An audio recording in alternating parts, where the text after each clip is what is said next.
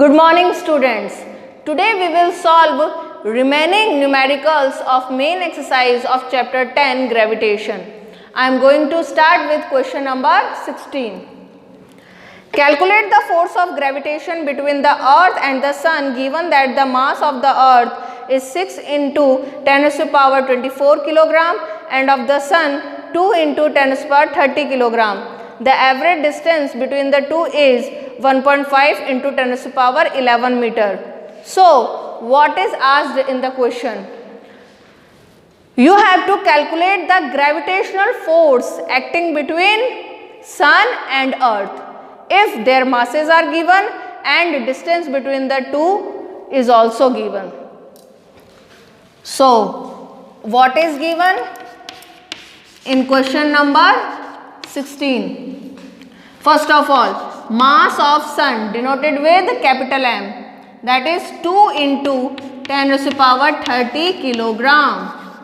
Then mass of earth denoted with small m, 6 into 10 to the power 24 kilogram.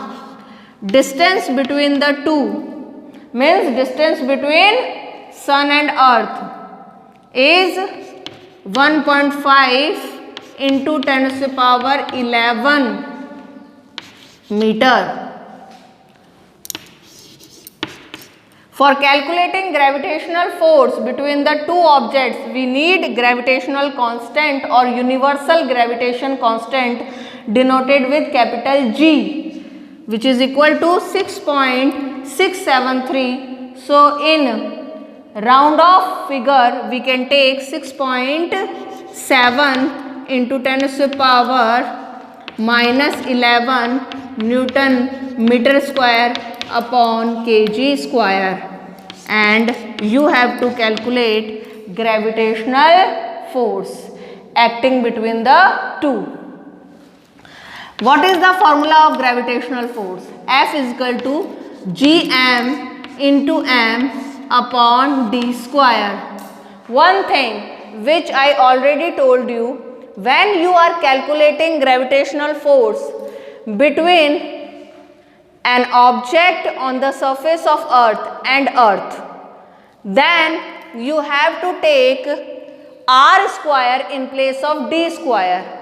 But if you are calculating gravitational force between earth and sun, earth and moon, means between two celestial or heavenly bodies, you are calculating gravitational force, then you have to write d square only. So, here we have to calculate gravitational force between sun and earth, means between two celestial bodies or heavenly bodies, we have to calculate gravitational force. So, we will write here d square, not r square, which I have already written.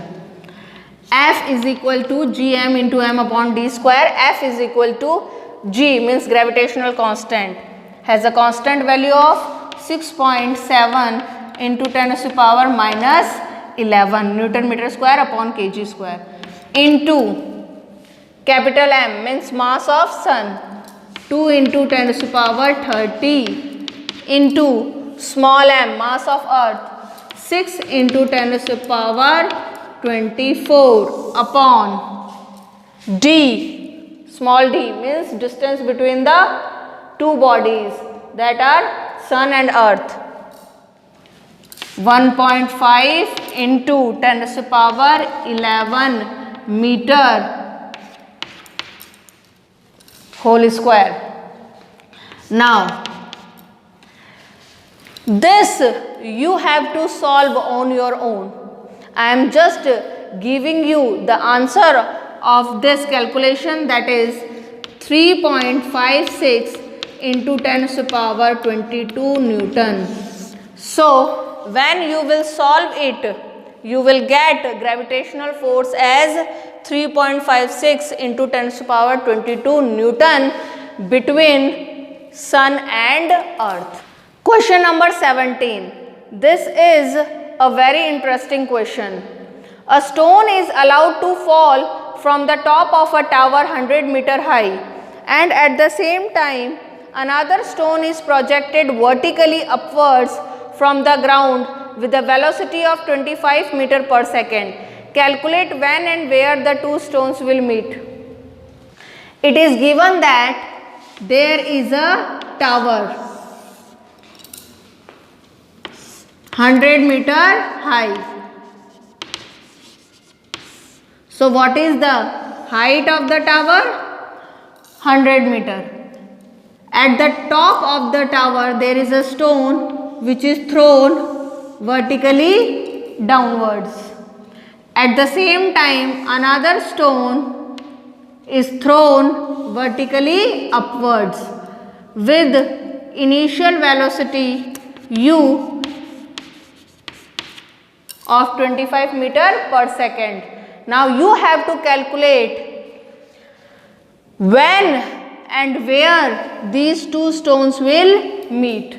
Means after what time and at what distance from top and bottom will they meet. Let us assume that these two stones will meet at this point. So from top and bottom, this is the point, this is the meeting point where two stones will meet after time t. So given, first of all we will talk about first stone, which is throwing vertically downward. So first of all I am talking about this stone which is throwing vertically downward. Before throwing downward, it was at rest on the top. So its initial velocity u will be written as 0 meter per second. Now when it is falling towards earth or ground during free fall, it experiences an acceleration due to gravity denoted with small g. Its constant value is 9.8 meter per second square, but here we take its rounded off value, that is 10 meter per second square. It will be in plus or positive. Why? Because this stone is moving downward and acceleration due to gravity which is produced in it also in the downward direction. So both have same direction, that is why plus sign is there. Now let us consider that this stone will meet with this stone at this point, and this point, this meeting point is at a height of h from the top. So this stone is covering a distance or height of h from the top to meet with the second stone. So distance is equal to height, s is equal to h, which it is covering from the top to meet with second stone.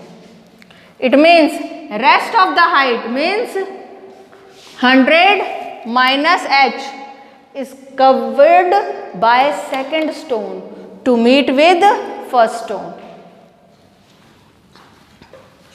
Now we will apply second equation of motion. S is equal to ut plus half gt square. S, in place of s we can write h, because s is the distance or height covered by this stone from the top to meet with second stone, and that distance or height we consider as h. So distance or height of h is covered by this stone from the top to meet with second stone. So in place of s I am writing h is equal to u 0 into t. T is the time, and we are considering that after time t both stones will meet. So in place of time I am writing t plus half into g 10 plus 10 into t square. H is equal to 0 into t, 0 plus divide 10 by 2, we will get 5 plus 1 into 5, 5 into t square, 5t square. H is equal to 0 plus 5t square, 5t square. So what is H? H is the height or distance covered by first stone from the top to meet with second stone, and that H is equal to 5t square by this equation. Now we will talk about second stone, which is throwing vertically upward. This stone is throwing vertically upward at the same time with initial velocity u 25 meters per second, and it also experiences an acceleration due to gravity small g 10 meter per second square, but it will be in minus or negative because it is moving vertically upward and the acceleration due to gravity produced in it is in downward direction.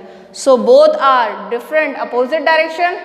For that, small g will be in minus. Now, what is the distance covered by this stone to reach this point so that it can meet with first stone? That is 100 minus h. Why? Because if the total height of the tower is 100 meter and out of 100 meter height or distance of h from the top is covered by first stone, then rest of the height means 100 minus h is covered by second stone to reach this meeting point to meet with first stone. So S is equal to 100 minus h, which we have to calculate. Apply second equation of motion. S is equal to ut plus half gt square. S is equal to, first of all, what is S? What is the distance covered by second stone to reach this meeting point to meet with first stone? That is 100 minus h. So in place of S, I am writing 100 minus h is equal to u. What is u? 25 into t. After what time will it meet with first stone? Both will meet at this point after time t. So in place of time I am writing t plus half into g minus 10 into t square. 100 minus h is equal to 25 into t, 25t. Divide minus 10 by 2, we will get minus 5. So plus 1 into minus 5, minus 5 into t square. So minus 5t square. Now 100 minus h is equal to 25t minus 5t square. 100 minus, in place of h we can write 5t square from this equation. So 100 minus h 5t square is equal to 25t minus 5t square. Cancel minus 5t square minus 5t square, which are in opposite sides.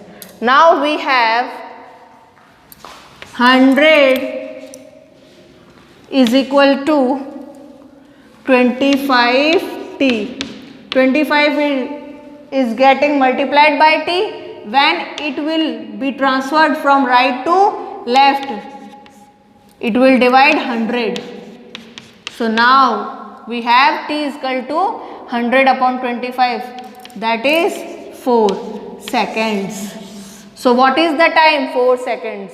It means after 4 seconds both stones will meet at this point. So we have calculate time, means after what time will they meet? They will meet after 4 seconds. Now where will they meet? Means at what distance, at what height from top and bottom will they meet? That we have to calculate. Very easy. h is equal to 5t square. H is the height or distance covered by first stone to reach at this meeting point to meet with second stone, that is equal to 5t square. H is equal to 5. What is the value of t? We have calculated 4 seconds.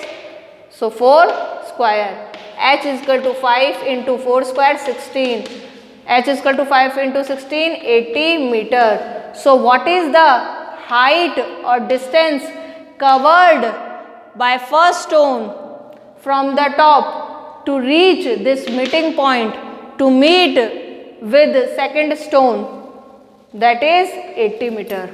So it is covering 80 meter from the top to reach here, and rest of the distance is covered by second stone. So 100 meter minus 80 meter will give you the remaining distance, that is 20 meter, and we can calculate it also. See, you have written 100 minus h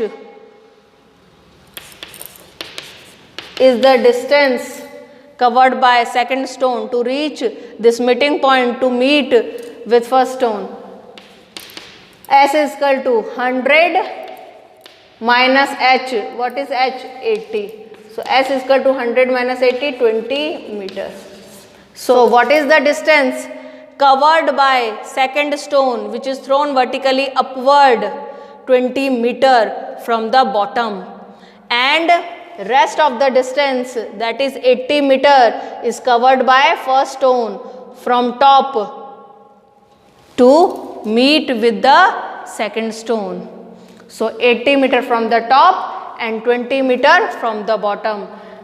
This is the distance or height from the top and bottom where both stones will meet after 4 seconds. Question number 18. A ball thrown up vertically returns to the thrower after 6 seconds. Find A. the velocity with which it was thrown up, B. the maximum height it reaches, and C. its position after 4 seconds. What is given in the question? It is given that there is a ball which is thrown vertically upwards. So it reaches to a certain maximum height, and then again it comes back to the thrower. After 6 seconds, it again comes back to the thrower. It means that it takes 3 seconds to reach that maximum height, and then again 3 seconds to reach thrower. So in A part given, what is the time taken by ball to reach that maximum or certain height? That is 3 seconds. 3 seconds up, 3 seconds down. So total 6 seconds. By which velocity it is thrown up? By initial velocity. We have to calculate that initial velocity by it is thrown. So u we have to calculate. Now what is g here? That is minus 9.8 meter per second square. Now as you know that when that ball is thrown vertically upwards, then it reaches to a certain maximum height, and after reaching that height it finally stops.